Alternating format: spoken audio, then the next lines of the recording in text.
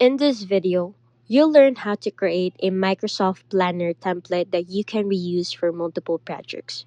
First, go to planner.cloud.microsoft and sign in with your Microsoft 365 account. Click New Plan, then Basic, and give it a descriptive name like Project Template. Create your bucket structure. These are your task categories. Click Add New Bucket and create bucket list like To Do, then another for In Progress, then another again for Review, and lastly, create another one for Completed. This will be your workflow stages. Now, add template tasks to each bucket.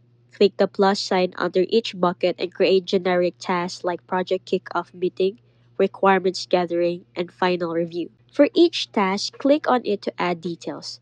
Set due dates as relative timeframes like week 1 or day 3 or specific dates.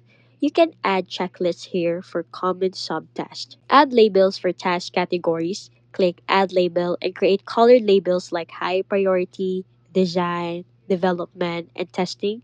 Apply these to your template test, and that's it. You now have a reusable planner template that will save you hours of setup time.